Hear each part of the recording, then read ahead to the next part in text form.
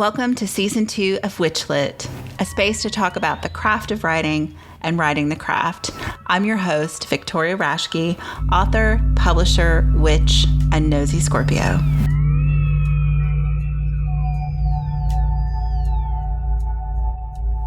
My guest today is Sheena Cundy, a songwriter, teacher of horse and rider, and the tarot, and a Reiki master. She's the author of The Witch Wavelength and the WitchLit series of books, beginning with The Madness and the Magic, a contributor to the Words from the Cauldron anthology, and creator of the Magic of Nature Oracle. She's also the host of the new podcast, The Witch Wavelength.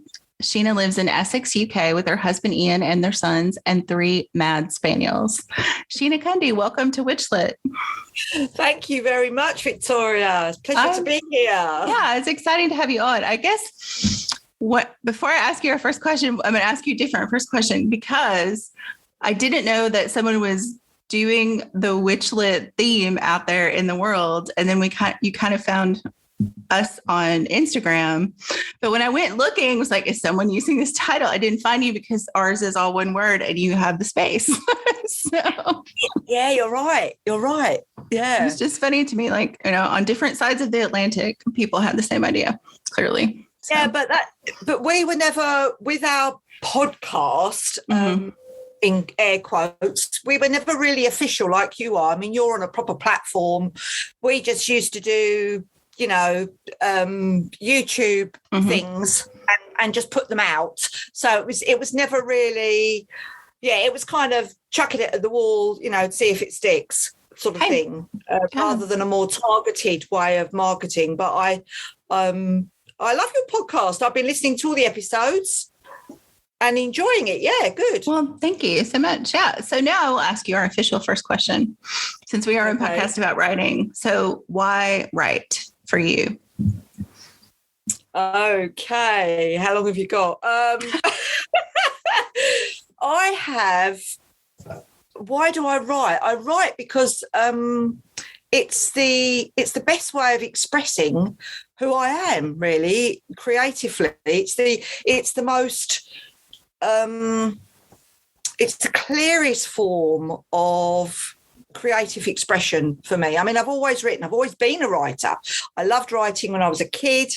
I used to write lots of poems when I was at school, short stories. They turned into sort of angst-ridden poems as a teenager.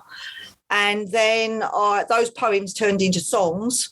And I met my husband, and he was a musician, been in bands all his life, and he gave me the confidence to really expand on the poems. They became songs, and I've always written my own thing. I've always worked with original energy.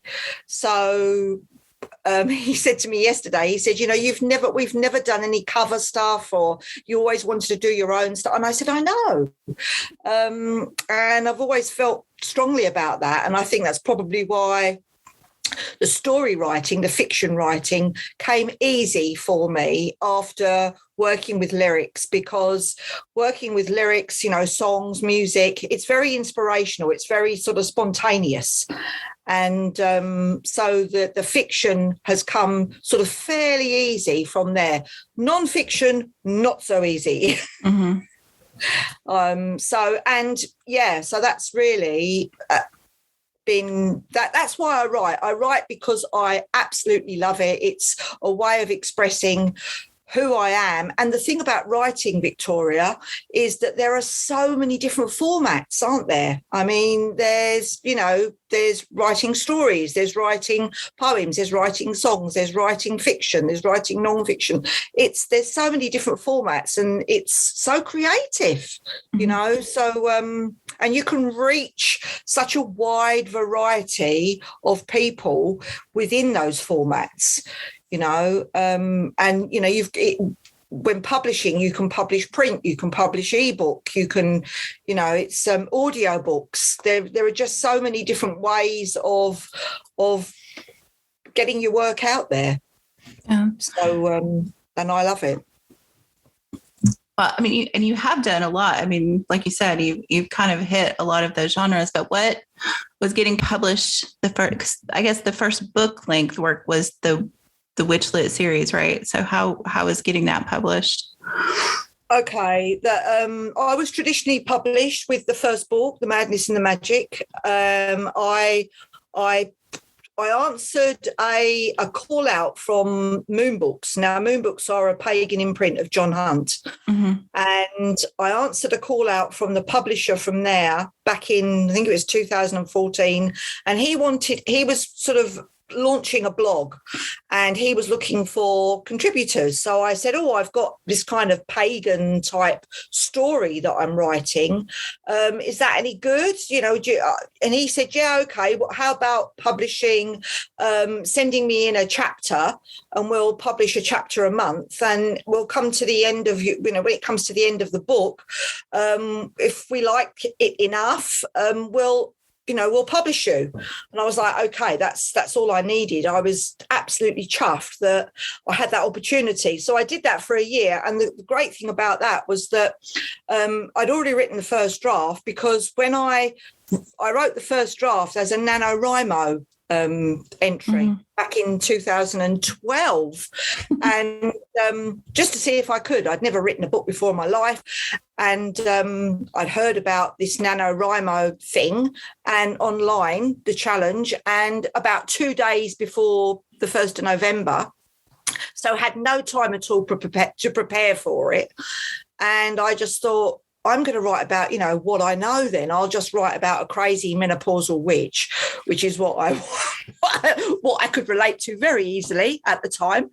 And even though I'm kind of past the menopause, I'm over the hill with that lot now. But at the time, my God, it was a real roller coaster. So it was my remedy. It got me through it. I turned things around by writing that. And that was my first draft. So the blogging for Moon Books was really great for me, because it was a way that I could practice my editing. I edited each chapter, I sent it in as a blog post, and by the end of that year, I had a book that was edited, by me anyway. It was as good as I could have got it.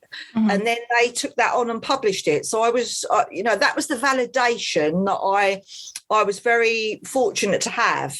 I think most writers want that kind of they need some form of validation. Mm-hmm. I don't feel that I need that anymore, because once I'd got the book published, and I don't know if you know anything about Moon Books, but they're mainly nonfiction. Mm-hmm. So my fiction was a bit like, it stood out like a sore thumb. I don't know if it got as much exposure as some of the other books did. But of course, I was very new to being published. I didn't know really what to expect. Mm-hmm. And I was new to social media. So it was all a bit foreign.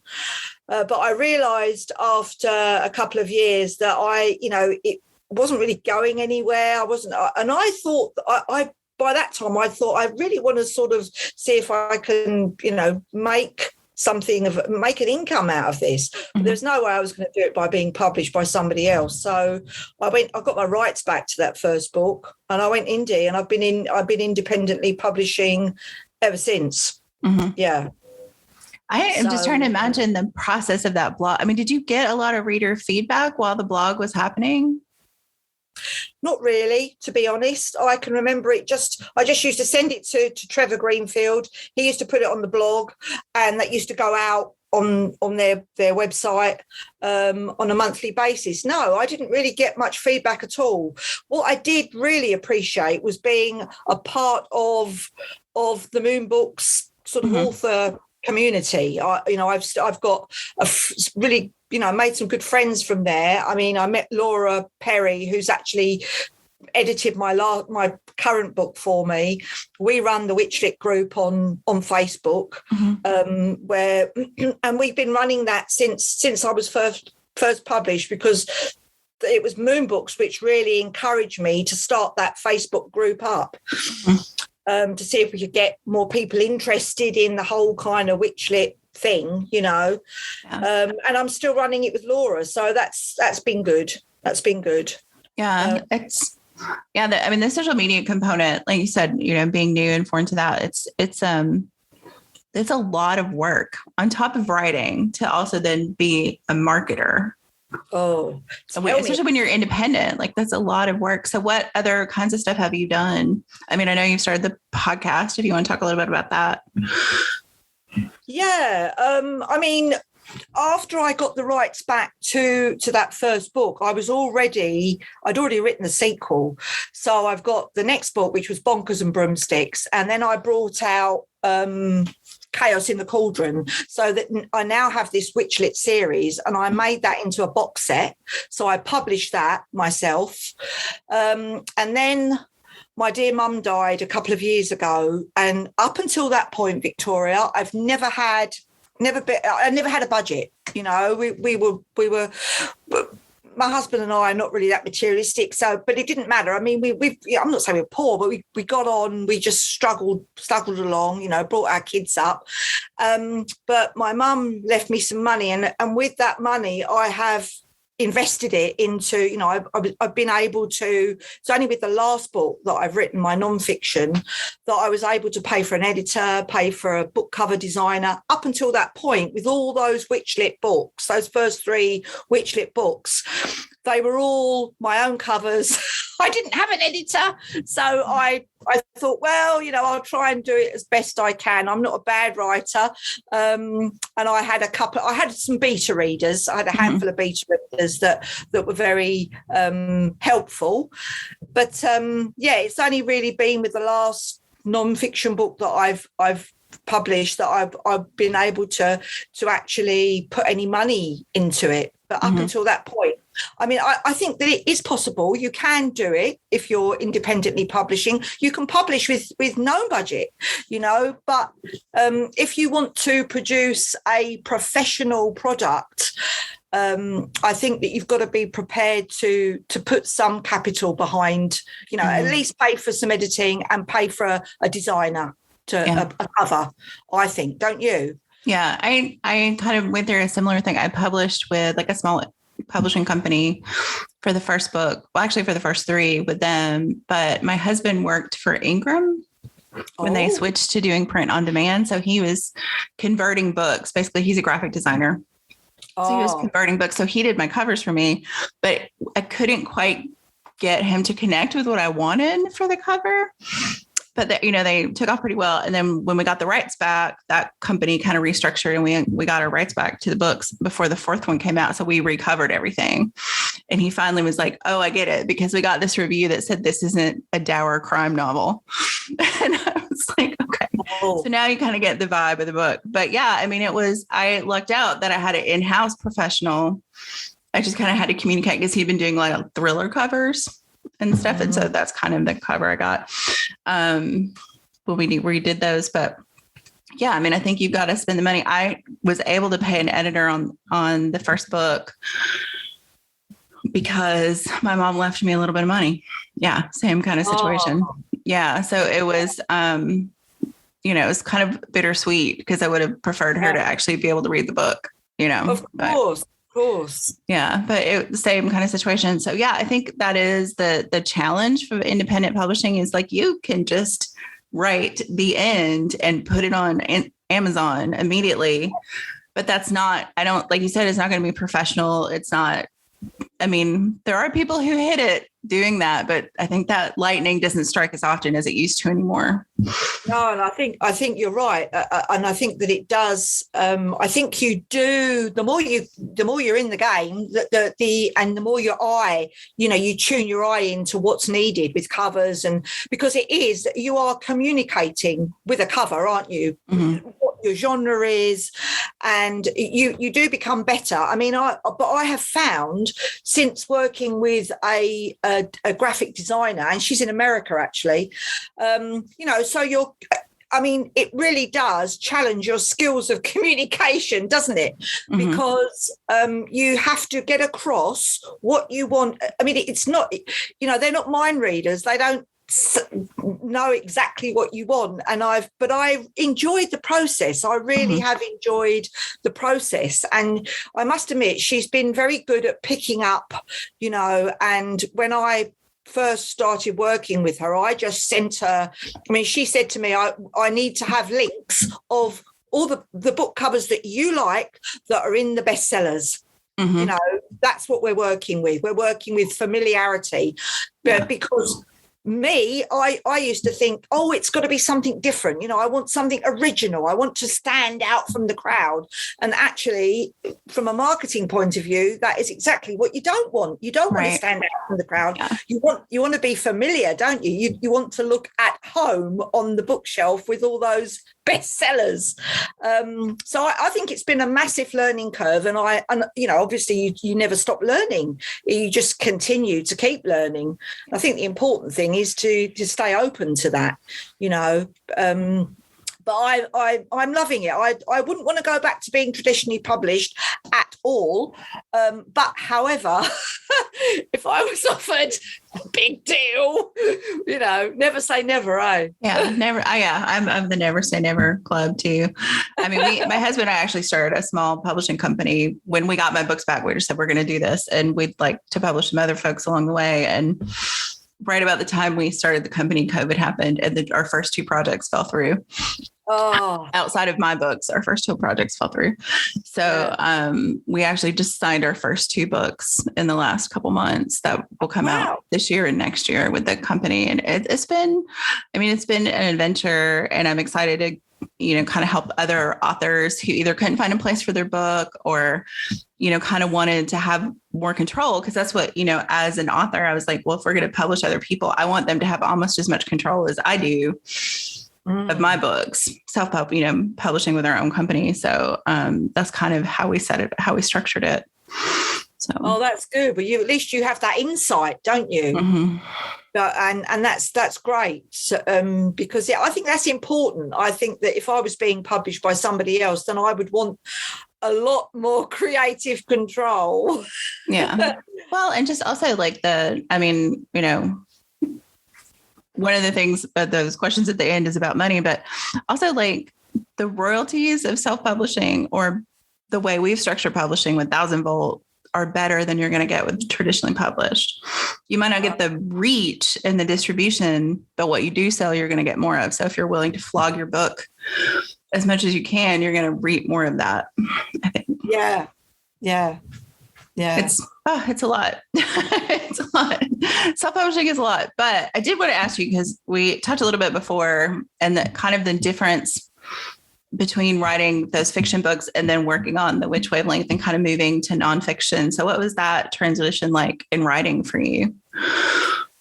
Yeah, it was good. I've enjoyed it. And the thing about, it's not as if I haven't written any nonfiction, because I've written quite a few articles and blog, things over the years for magazines and things. So it wasn't completely alien to me. And also I'm a teacher. So I teach the tarot. So I've written a tarot course. I've got a tarot manual. So it wasn't foreign to me. And also the Witch Wavelength is like an extension from my oracle cards, and I wrote the guidebook for those. My sister did all the illustrations because she's an artist, but I wrote the guidebook. So I had that kind of experience of doing that. But to me, after writing, fiction relatively recently, for most of the time, and I'm a pantser. I don't know about you, but I just, as long as I've got a few characters in my head, I know where they're going, I put them into situations, see what happens. That's how I write. and I love writing like that, because I get excited, because I never know, I like that unpredictability about not knowing what's going to happen. Mm-hmm. But of course you can't write nonfiction like that. You have to know, it's about having the structure, having the sort of skin, blood and bones. And that to me, last year, I when I had this brilliant idea, this is the book that I'm going to write. And then I got 2 months into it, and I was just I just had bits of paper all over the place. I was drowning under piles of books, and I just thought, I haven't got a clue. How am I going to sort this out? Mm-hmm. And I had an editor, Laura Perry, who is wonderful. She was used to be an editor for Moon Books as well. But she because I said, Laura, I need your help.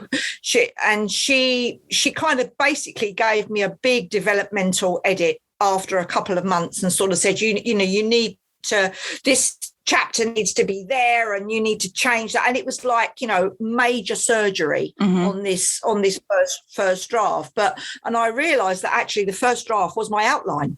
You know, I didn't realize at the time. I thought, oh my God, I'm never going to get this book written. It's just a complete pile of, you know, chaos. But then when I got the notes back from Laura, and she said, you know, and then don't worry, this is what you've got to do, and I'm sure you can do it, and you know, you can do it, blah, blah, blah. And it was just her support, having her there and her kind of beady editor eye on the whole thing that helped me to get through that initial stage. And now I'm writing the follow-up to the book. I'm kind of in the same place, but I'm thinking, okay, don't panic. This is what it was like last year. You know, it will all come together. Just keep at it. And I think that's the thing. What you have to do is you just have to persist, don't you? And sit your bum down every day and just give it the time, you know, and be disciplined.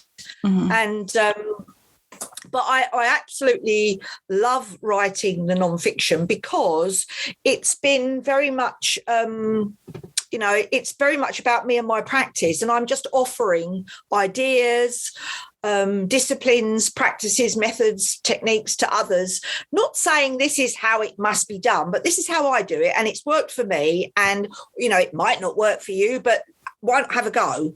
You know, that's the kind of way I write. So I've really enjoyed that because it's been like consolidating what I'm doing. I mean, even the other day when I was writing this next book, follow on from The Witch Wavelength, I thought, oh my God, I just need, and I find myself referring back to the first book. It's almost like a reference book for me now. And I'm thinking, my God, this is quite a good book. Actually, no, I wrote this.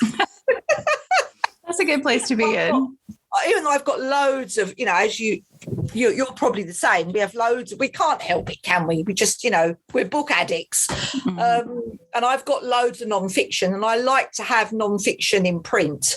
You know, I like to have nonfiction paperback. So I have just masses of books, and I can spend a whole writing morning just reading. But I've learned that is part of the process. You know, it's part of our research is to sit there with our nose stuck in a book for God knows how long until things start to work their way out. So for you, like in this process now that you've written 3 novels, you've added this collection of short stories, you've got 1 nonfiction book on your belt, you're working on the 2nd nonfiction book. So what does like a perfect writing day look like for you? Okay. What I try and do is I'm trying to simplify it all down. So I try and spend my mornings or AM just doing new words. So my mornings are, I get up sort of really early, earlier at the moment because we're coming into sort of spring, summertime over here. So it gets light just before 6. So if I feel like it, which is more often than not most days, I get up and I'm in my office at sort of 6:15, and I write for about an hour and a half. Then I go and take the dogs out because I need that decompression time out in nature. It's part of my practice. It's part of my magical life, you know, is just to get out because we live in a lovely rural place next to the sea. So I'm down on the beach, out with the dogs, and then I come back and I do another couple of hours up until lunchtime. If I don't get distracted by my husband, who's recently retired. And that's taken a bit of getting used to, but because we get on so well, you see, so we have extended breakfasts. So whereas when I used to come back walking with the dogs and I'd spend about 20 minutes having my breakfast, now it's about 3/4 of an hour. And I found myself saying to him just in the last couple of weeks, look, Ian, I've got to go back to work. You know, can you just, I'm going now. Goodbye. Carry on talking if you want. I'm going back upstairs. So I do my creative, my new words in the morning, and then in the afternoon, I try and work on whatever, admin, or it's for the last couple of weeks, it's been starting this new podcast. Mm-hmm. And as you know, with a podcast, you have to prepare. So you've got to sort out what you're going to, your format, your script. I mean, I did a script for the first episode, and then listened back to it afterwards. And I thought, oh, that sounds a bit wooden, sounds a bit stilted. I sound like I'm reading off a script. I don't really want to have, I don't really want to sound like that. But sometimes, it's quite nice, isn't it, to have the words in front of you, mm-hmm. to be just audio, so nobody can see you reading your words. Yes. So I suppose I've either got to get better at script reading so that it doesn't sound like I'm reading off a script quite so, or I've just got to do it. I've got to wing it. And we did our second episode yesterday, and I must admit, I winged it a bit. I just had sort of like bullet points that I wanted to touch on. Mm-hmm. And I interviewed my husband because he records, he's the engineer. So, and that was so much more fun than just doing it by myself, I mean, I'm a sociable person. I like collaborating with other people. I like meeting other people. So creating anything, whether it's a podcast or, whatever it is, music, I just love doing it with others. Mm-hmm. I just don't find it so enjoyable doing it on my own. Although the writing of books, yes, I love writing books on my own. I don't know if I could collaborate with somebody writing. I wouldn't. I mean, I've done collaboration as in writing, doing an anthology, mm-hmm. But I don't know if I could do like a novel with somebody else. I'm not sure, but you never know. It might happen one day. Yeah. But there you are. Sorry, I'm babbling on, aren't I? No, but I mean, it's fascinating. And I agree with you on the podcast. Like, that was one of the reasons I wanted to do an interview format, because it was like, I spend so much time alone writing and reading. And it was like, I really want something that is a creative outlet that involves other people. And I just wanted to talk to writers about what they're doing. And I was like, okay, so the podcast world is smothered. Let's find a niche. I know. It's such a solitary vocation, isn't it? Mm-hmm. I mean, I've never spent so much time on my own, and I know that we need it, but I don't know about you, but I tend to battle because I'm a Sagittarius. So I'm quite gregarious, love being with people, love being out there, love socializing. But it's that battle between the introvert and the extrovert. Knowing that you've got to you've got to do the hermit bit and be in a cave and lock yourself away with your fingers in your ears and not be distracted. You know that you've got to do that, otherwise you just will not create the work. Right. But it's battling with that, and it's battling with that. Oh, but I need to see people. So to me, having a podcast now is the perfect balance. Yes. Yeah. No. Same. I tend to be more introverted. But one thing I discovered, it was like we were all joking that I was fully prepared for the pandemic because I could be a hermit very easily. Well, it turns out I actually need to be around people a little bit too, or I get weird. So it's been a challenge. And the podcast actually really helped with that because it was an opportunity to meet people, even if it was just online. So yeah, it's great. It feeds the well a little better than just being alone all the time. So of course, and we all need to fill our creative well, don't we? Mm-hmm. Otherwise, we just dry up.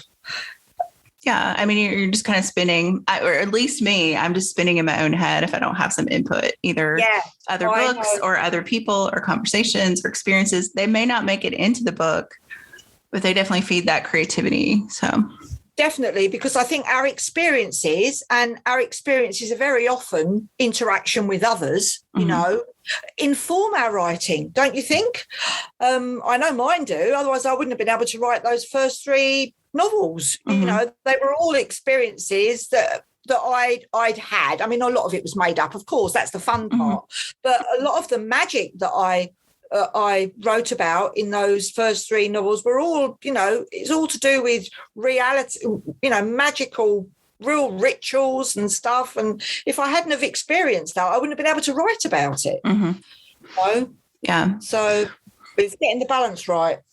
I think so. Actually, about the magic and So I listened to the audiobook of the first book, and I'm looking forward to listening to the other two. But I was like, okay, I have more interviews. I've got other books I need to read, and I wanted to read the Witch Wavelength. So I'm hoping to go back and listen to those other two soon. But I enjoyed the audiobook a lot. Like the narrator was really good. But I did want to ask you, like, one of the things I think about writing fiction about witchcraft as a practitioner is how you make the decision about how real the magic is in the book. Like, because in fiction, it can be like CGI magic, you know, it can be this most fantastical thing you can imagine, or it can be very real. And, you know, I think there's a perception that real witchcraft is boring. So how do you make that decision about what kind of magic your book is going to have in it? Yeah, I know what you mean. I don't think I actually made a conscious decision about that when I first started writing the first book. And I just, you know, as I said, I was just basing it on my own life. Mm-hmm. But I know that there are certain parts of that first book, and indeed, I think I did then carry that through into the second and the third book, where her daughter, you know, it's about mother and daughter, and the daughter is, you know, she's just kind of coming into her psychic self, you know, she's opening up psychically. And so, but the experiences that she was having with sort of, you know, like she had a near-death experience. Mm-hmm. You know, she stood there, she sat with her dying grandmother while she passed over. And those kind of things that I wrote about, I mean, I actually cried when I wrote about that, you know, her grandmother passing over, even though she was an old bag, and because I created her as an old bag. But when she passed over, you know, my God, you know, but to me, they were all very real. But having said that, there are also parts that I suppose you could say verging on the paranormal, where I did talk about like a character from the tarot. I think it was the Hermit. Mm-hmm.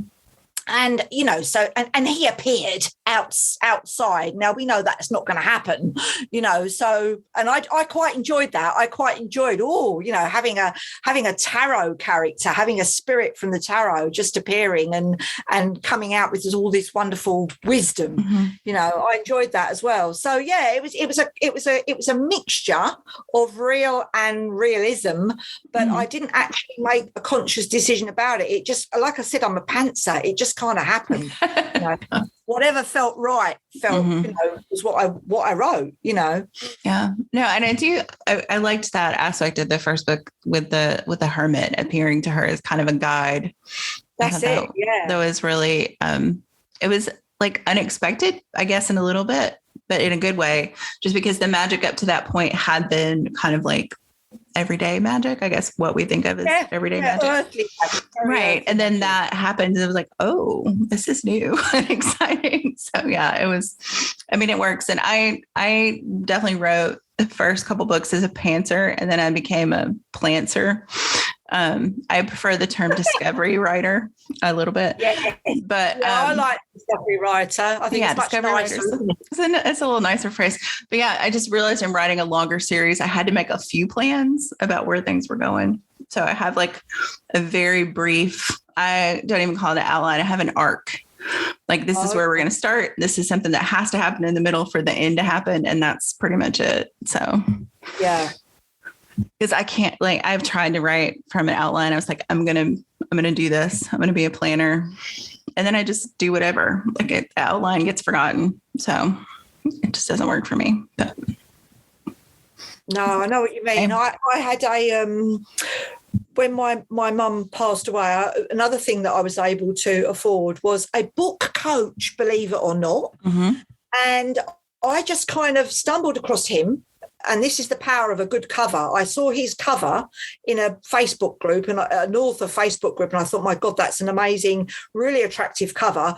So I do what I normally do. If I'm really attracted to something, I will look up that author or that cover designer, whatever it is, you know, I'll search for more information. So I looked on his website and I saw that he was a book coach, and I thought, and I read a couple of his books. He was a professional storyteller, and a pagan. Obviously, he didn't actually say he was a pagan, but I mean, it was obvious by what he'd written, Scottish myths and legends, that he was that way inclined. And he's still my book coach.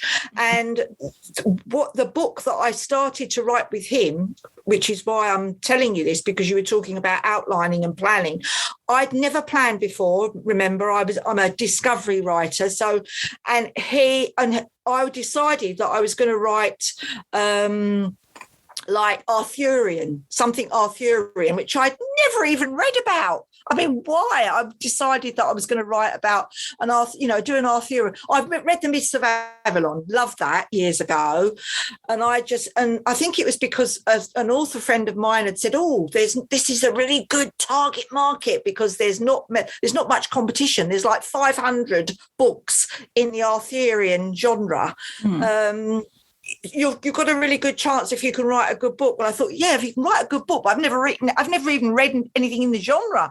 So this book coach, he had his work cut out with me because he was writing a big epic fantasy novel himself. And he was like, we're going to do an outline. What kind of magic are you? What's your magic system? I said, system? What do you mean system? So I learned a tremendous amount from him, but we spent about 3 months doing the outline. By the end of that 3 months, I was like ready to, I was losing the will to live. I said, Daniel, I've got to make a start on this book. Can you let me start now, please? I need to start this story. I've been planning so much that I'm just so bored now, but I've just got to get going with it. And I wrote 100,000 words of that first draft, which took me about a year to do. And that's still sitting on my laptop because then I got this idea that I was going to do a nonfiction series. And so that's been put on the back burner. But do you know what? Just these last couple of weeks, I've been saying to my husband, I really miss Grail Maiden. I want to get back to that, So who knows? My dream is to have is to be able to do the nonfiction. So write your nonfiction and be able to write fiction as well on the same day. Wow. I don't know. Do you think that's possible, writing 2 books at the same time? Anything is possible. I mean, I'm a really slow writer. And I'm not that quick. Partly because I've had, contract day jobs and moving, and like the pandemic really slowed me down a lot too. So I've been working on a book for about 2 years, and I can't imagine trying to write nonfiction and that at the same time. But I think it's because I just need to finish that one. I think once that one is done, it's the first in a new series, and I've just really been plodding along on it. But I think I could probably do nonfiction in that one when it's done and I'm on the second book in that series. I just don't think I could do it while I'm doing the first one. Yeah, no, I know what you mean. I mean, I don't know. That's why I say that I dream about it, because I'd love to be able, because let's face it, I don't know about you, but I can only spend 4 hours max daily on writing. Yeah. My brain cannot, I could, because I get to a point where if I'm sitting for any more than 2 hours at a time in front of my laptop and just writing solidly, I can actually feel my brain starting to slow down. And then it just becomes counterproductive, trying to battle on and get those words out. I think, so, but yeah, the idea of being able to integrate nonfiction and fiction into a day, there's one part of me that says, yeah, you can do that. There's another part of me that says, I'm not so sure about that one. You may have to plan your time. If not the books, you may have to plan your time. Exactly. You've got to be really organised. And I mean, I never used to be, but I've found certainly since I've been much more serious about publishing and independently publishing and also having to learn the business side of things. I've only recently just been taught how to do my books. I had a friend come round a couple of weeks ago to show me a very simple with a ledger and everything, just incomings and outgoings. Up until that point, I hadn't done anything. I was keeping receipts, but the business side of it was totally just not going. I was doing my newsletter, but yeah, that's been one side of it that I've been a bit scared about, to be quite honest. It does scare me. Statistics and data and all that kind of stuff, advertising. Oh my God. I don't find that doesn't come very naturally to me. No, me neither. I feel you there. But it's like as an indie author, it's something you have to learn, isn't it? You just got to get on and do it. Otherwise, you are just going to end up being a hobby writer because you ain't going to make no money. Yeah, and I mean, I think that's like if people want to be hobby writers, definitely. I mean, I think that's good. I have several friends who are, publishing themselves, a couple that are, hybrid publishing with a traditional publisher and doing some stuff on their own. And, marketing and that business plan. And it's to make it worthwhile financially. And, the goal is to be able to do that only, right? To not have to have a day job. So yeah. I think you do have to be pretty serious about it. Thankfully, in my situation, my partner handles a lot of the business end of things. But I still have to do the advertising. I do my newsletter, I do a lot of the marketing piece. He just kind of handles the finance piece of it, but it's still a lot of work. Yeah. Yeah. And like you say, if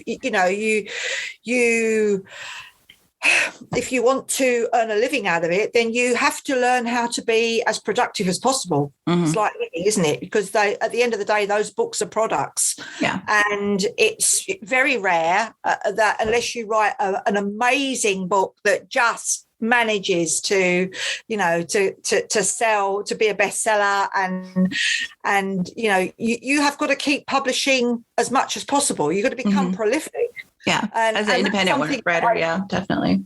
Yeah, or at least learn how to market yourself as well as you can, mm-hmm. Because there's no. Okay, we know that the best marketing tool is the next book, but if nobody knows about that next book, your current book, what's the point in writing the next one? Because you're not going to change anything. You're still going to carry on not marketing. So I think, you've just got. But I find that challenging, but I also find that quite stimulating because we're forever learning of different ways to let people know what we do. Because mm-hmm. that's what marketing is, isn't it? Really. But it's just doing it in the right way. Right. And the podcast, I think what you're doing with the podcast, I find it interesting because I really like the content creation as marketing piece with the podcast.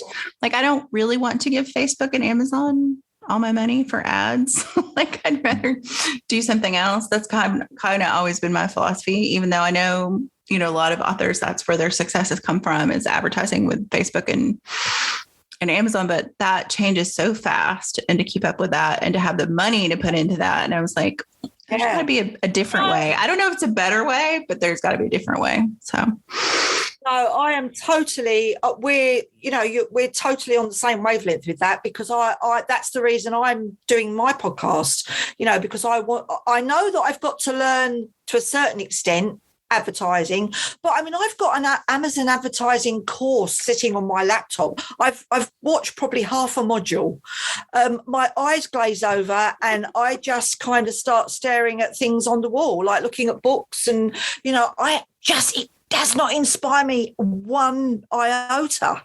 And I try to kind of force myself and say, look, Sheena, come on, you've got to sit down, you've got to listen to what he's saying, and you've got to apply this knowledge.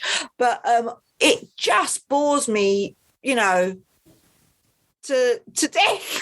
Yeah. The person I personally know who's done the best at it. So AJ Scuderi was one of the early folks on the show, because she and I have been friends for years. And she is a scientist at heart. That's like her base person is a scientist. So she scienced it. That's kind of how she got into doing the advertising. Like, she had a lab notebook for how she was testing what worked.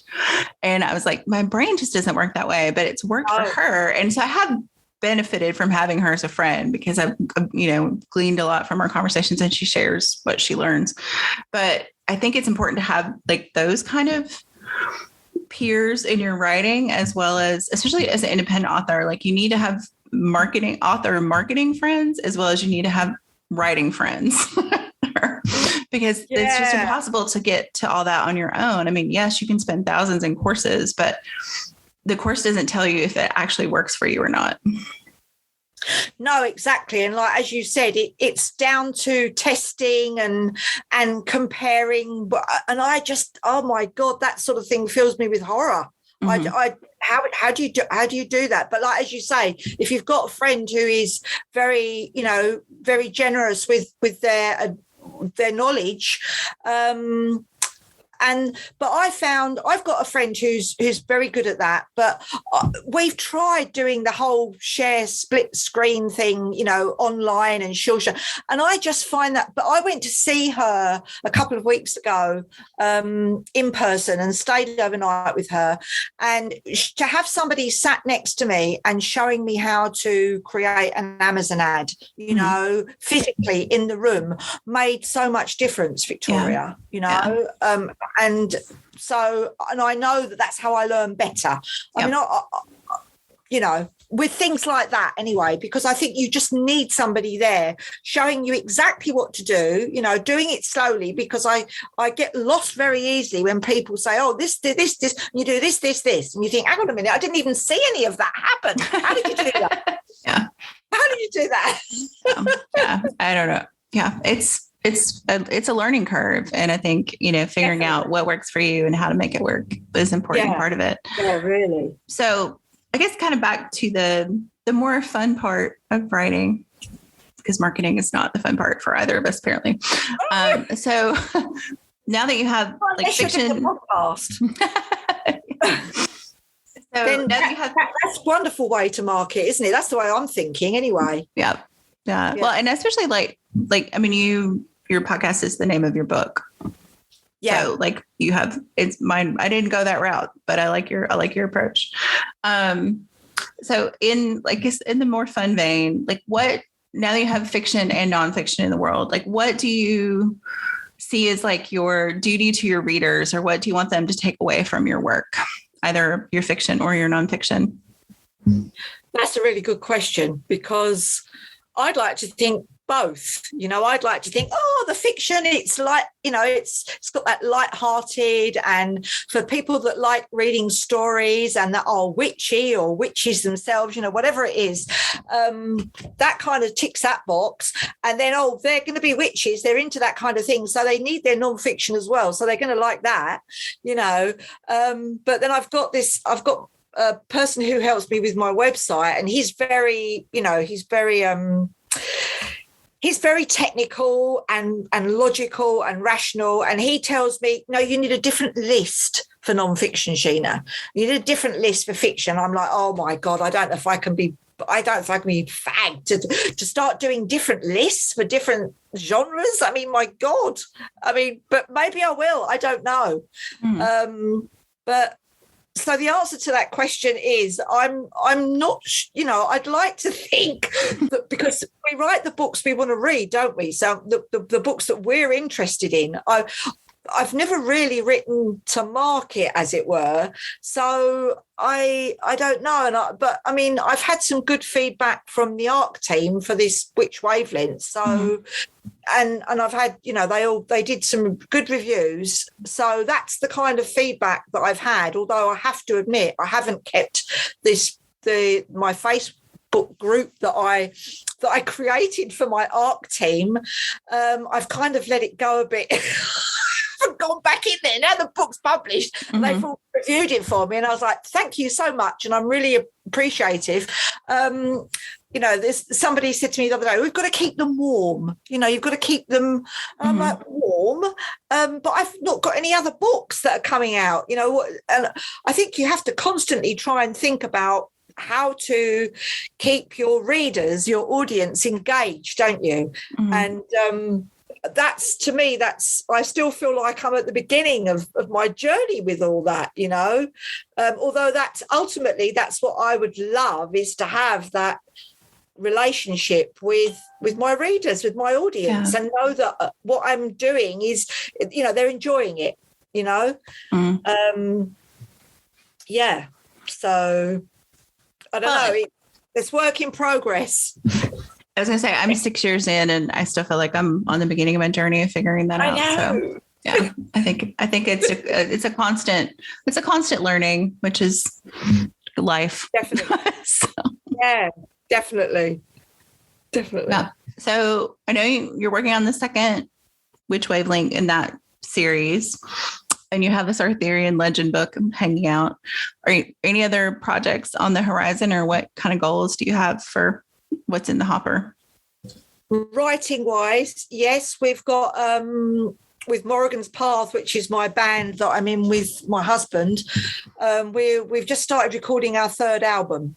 So, and that is something that's very close to my heart, my music, and the fact that I can do it with my husband. You know, we've got like a little recording studio here in the office, and which is how we're able to do the podcast. You know, because we've already got the gear, so we're very fortunate in that way.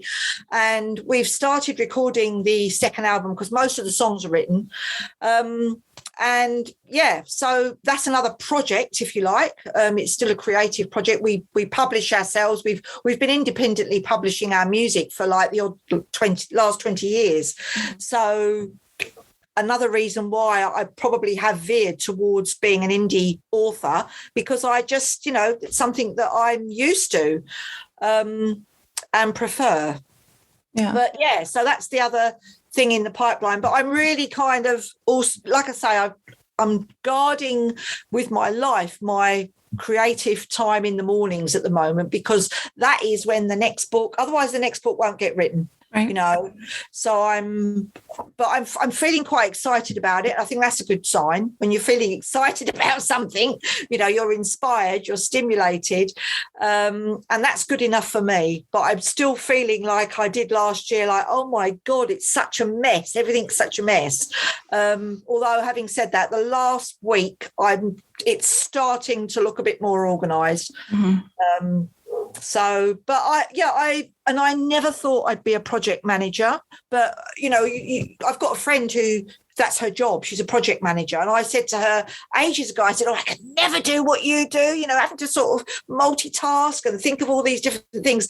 But gradually over time, being an independently publishing author, you realise that that's what you're doing. You're you know, you're starting one project, you're finishing another, you're publishing another, you're marketing something else, you're trying to get, you know, suddenly your idea, you've got loads of ideas for something else, and before you know it, you're project managing. Yeah, it's crazy, same. I never thought that was Never thought that was my gift, but yeah, it's especially trying to run a podcast and write, because like you said, podcast does take a lot of, you know, it's recording time, it's getting a guest, it's editing, you know, there's all these pieces that has to happen before it goes live. So you kind of have to be a project manager or it's not going to get done. So. Yeah. Yeah. I mean, I must admit with the podcast, I mean, we did our first episode last week. It was very short. I just did an introduction, you know, talked about the concept of the Witch Wavelength being an extension of the book, a spin-off from the book, blah, blah, blah.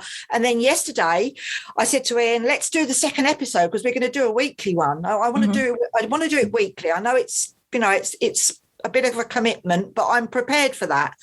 And like I say, we're very fortunate that we've got the whole setup here. So once it's recorded, Ian, I then hand that over to Ian. He then edits, and you know, he sent me the MP3 this morning via email, so I've got that, and I'm you know, that's ready to load up onto the podcast platform. So as far as I'm at the moment, I do realise that it's going to be more time consuming because, as you say, when you've got guests, you've got to arrange with them, have dates, you know, you've got to do your research. That's another thing, haven't you? Yeah. Which, if you want to be professional, then I think it's important to do that, because you know, you want to be able to know what you're asking. You know, you want to be coming from a place of familiarity, right? Which means a lot more reading on top of the research you're doing for whatever you're writing. Like, there's a lot more reading. Yeah, I told my husband, I was joking. I was like, you know, I did not think about that I was going to have to like triple the amount of reading I was doing if I was going to interview authors this often. Oh, no. I know. Yeah, I must admit, maybe I won't have too many authors because mine's like the witch wavelength. So to me, that can be anybody who's on, they can be a storyteller, a bard, a musician, or an author. It doesn't matter. But anyone that's on, or even just a simple witch, who's working for, maybe does readings or whatever. I'm just interested in anybody that's on that kind of magical vibration. Yeah. No, I'm excited to listen, and good luck. I mean, it's a lot, but it's been really rewarding. So I hope that you have that experience too. Oh, I'm sure I will. And you're going to be one of my first guests. I'm so excited about that. I'm looking forward to it. Yeah, I know. That'll be you on the other side of the fence. So that'll be interesting, won't it? Yeah, I've done it a couple times, but yeah, it's definitely different process on the other side of the questions. Yeah. So we have our traditional last question, which is a little bit of a game of chance. But before that, I want to let you tell people where they can find you. Okay. My website's probably the easiest place because I've got all my social media links on there. I'm Treehouse Witch on Instagram. If anybody wants to look me up this second, they can, it's Treehouse Witch. Facebook, Sheena Cundy author. That's about it. I've got a Twitter account, but I can't get on with Twitter, and so I tend to use Facebook and Instagram more than anything else. I know one of the I was going to say one of the best pieces of advice I got was pick two. Just pick two and do that. Yeah. And I like Instagram. Instagram because it's so instant. I can be out walking my dogs. I can take a photo. I can then link that up with my Facebook page. It doesn't take an awful lot of time.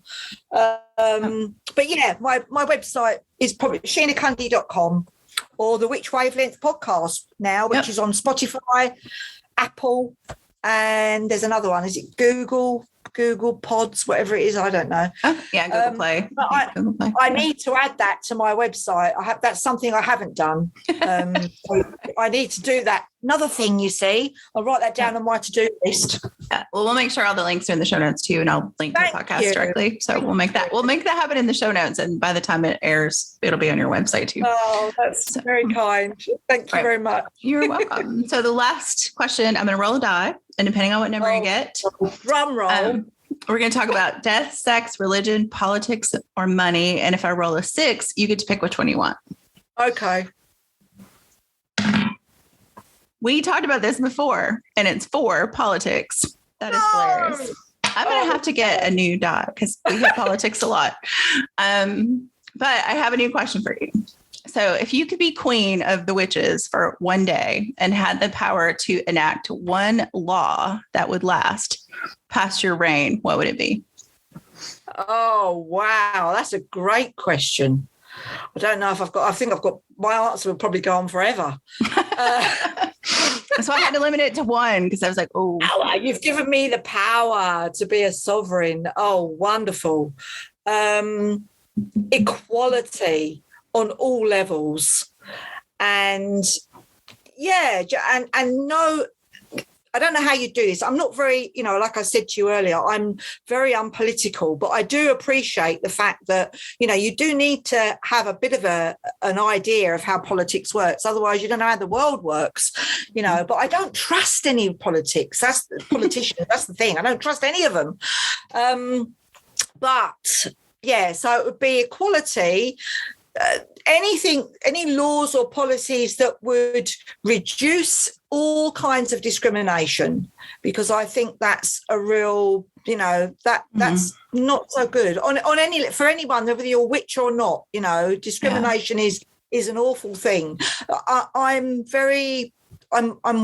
really pro justice, so I've got a very strong sense of justice and fairness, so perhaps, politics might be something that I could learn, but I need to learn from somebody really good and somebody who had integrity, somebody who was honest, and I think that's probably why I veered away, Victoria, up until now, because I don't I listen to some of these politicians and I think, oh, no, I don't trust you. That's not sincere, and And if you've got that kind of responsibility, which many of them have, they all have got tremendous responsibility, then surely the first thing, you should be putting people first, you know, and when they don't put the people first, I think it just becomes so obvious, you know, because they're all they come across as self-serving and they've got other agendas. And I think that's where, as a witch, you just pick up, you know, because we are empaths, we are sensitive, we've got that psychic ability,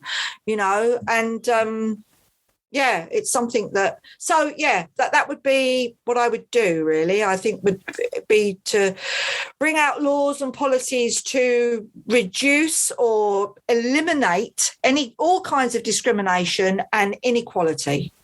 I like it. Yeah. And that is putting people first. Definitely. I think so, because the thing is, what I find in with my readings, especially, and I had 2 readings last week, and I love doing my readings. That's where my books are an extension of that kind of guidance and you know, help that you give to somebody in the short amount of time they come to you for a reading. You put that all into a book, and you feel like you've helped more people, you know, been able to say more. But what I find with people that come for readings is that they are so they're feeling disempowered on some level. There's some level of disempowerment, you know, they need some clarity. It might be a relationship that's disempowered them. It might be a belief system. It might be where they're living. It might be being in a job. Whatever it is, there's situation, there's circumstances, there's conditions which all contribute to whether we feel empowered or whether we feel disempowered. So, and I think that if you're going to be in a position of power, like in politics, then you have got to be thinking about ways in which you can help people to feel empowered, you know, because there's a lot of people that feel disempowered at the moment. I mean, I'm sure, you know, look what we've just been through in the world globally, you know. My God, on all kinds of levels, people are feeling disempowered. They feel some kind of a loss, you know, whether that be a loved one or whether that be a job or, you know, relationship, health-wise, they might have, you know, whatever it is, so I feel quite strongly about that. I feel, and that's probably why where the why comes from the work that I do, my writing. It's to empower people, it's to inspire, it's to help them to feel better about themselves, you know, because that's something we all need, isn't it? Don't you think? Yes, definitely. And you were so worried about getting politics, and that was beautiful. I know. I think I need to. I think I need to. You found a new calling. Sheena, thank you so much for being on the show. And I'm looking forward to being on your show. And good luck with the podcast and the new books and all of that. And thank you so much for being on. Thank you so much for having me. I've really enjoyed myself. I feel like we've got to know each other in just this very short amount of time, which never ceases to amaze me. These online sort of conversations and, you know, interactions that we can have, just what happens within that short amount of time and space. So I'm looking forward to having you sitting on the other side of the desk. Yes. And I can be shooting questions at you. Me too. Me too. So in the meantime, you need to send me all your books and everything. Yes, so I will do that. Start reading them, won't I? That's good. Thank you. Good luck with your podcast, and we'll speak again soon. Yeah.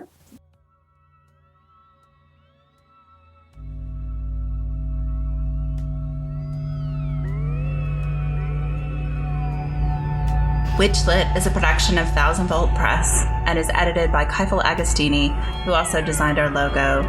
Our music is Voices, composed for us by Alexander Shinekar.